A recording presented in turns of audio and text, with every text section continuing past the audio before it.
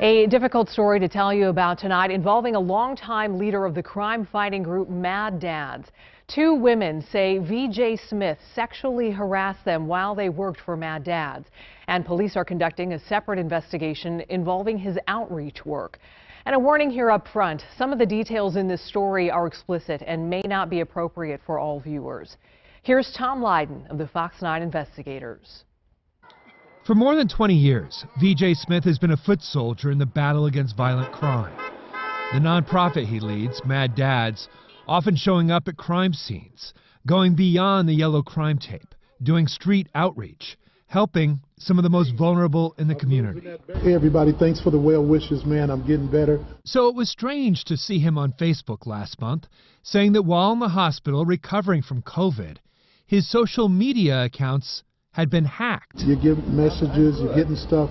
Just know that I've been hacked. I am not sending you any kind of information other than positive stuff that I always do. So just know that I've been hacked, and that's what happened. Hey, God bless you. What he did not mention were the sexually explicit videos and text messages that had been leaked, showing V.J. Smith, a married minister, touching himself in one video, fondling a woman's breast in another.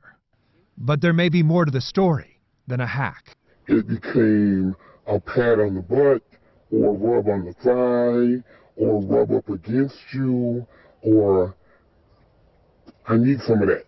These two women say V.J. Smith sexually harassed them while they worked as contract employees for Mad Dads. We've agreed to conceal their identity because they both still work in the close-knit nonprofit community. They say it began when V.J. Smith repeatedly cornered them in the office. One night, I'm leaving. Goodbye, as usual. I turn around, he's right there. He sticks his tongue in my mouth, and I ran out of there. He cornered me in that office, stuck his tongue down my throat, put his hands down my pants, and says, you know, it's going to be okay, baby, everything's fine, you know I love you. Both women, who did not know of each other until a couple months ago, tell remarkably similar stories, with V.J. Smith giving them gifts and cash, which he followed up with voicemails. Don't thank me, but congratulations to you. But don't thank me. Give me some of them draws, girl. Both women say the sex was consensual, but coerced. They thought their jobs depended on it. Do you think you would have kept your job if you had told VJ, you can't touch me, you can't be sexual with me? I know I would not have. He blocks you, corners you, and tells you it's going to be okay. He'll take care of you forever. And if you're on the verge of being homeless, you don't know what to do. That just means you need to get on your job, then take care of your business, do what you need to do, get that juicy booty ready for me. Are you ready? All you got to do is say yes.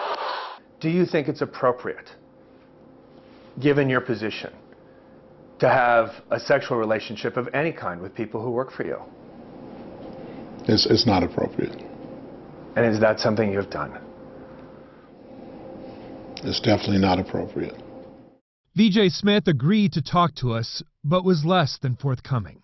But you did have a sexual relationship with this woman who worked for you. Well, here's what I will say. I have made some mistakes. I have. And I want to seek legal advice on this. Also in the room, Johnny Turnipseed, the president of the board that oversees Mad Dads. Turnipseed says he knows one of the women who talked to us because she told him about her relationship with V.J. Smith when she left 2 years ago, right after she was turned down for a full-time job because the budget was tight. She says she ended the relationship with V.J. Smith and was let go 5 days later. I said, am I terminated? He said, yeah, and I really need you to come pack up your stuff tomorrow.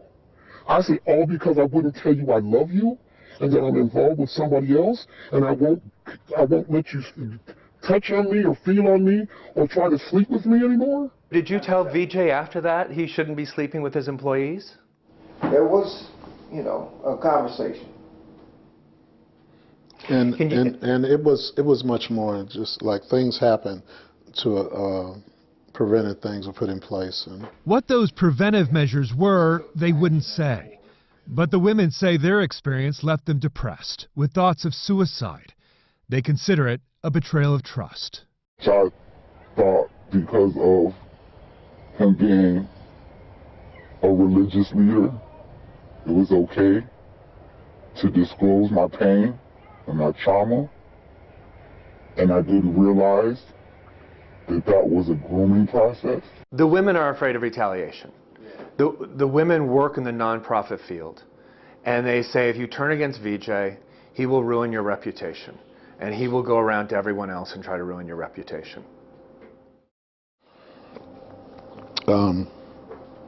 That's not something I would do. It's not something that I don't have a history of that. I don't ever have a history of destroying anybody's career. I have a history of building people's lives. And that, quite frankly, is where we thought our story would end. Another chapter in the Me Too movement. But then a couple of weeks ago, we learned that Minneapolis Park Police had received a tip that VJ Smith, while doing homeless outreach here at Powderhorn Park, outreach the park board was actually paying for, had allegedly approached women offering them money or housing in exchange for sex. VJ Smith denies the allegations, hasn't been charged with any crime.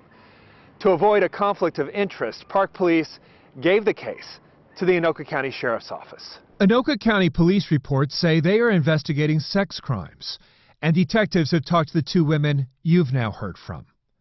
Then, 10 days ago, one of the women said VJ Smith physically assaulted her at his apartment, accusing her of betraying him.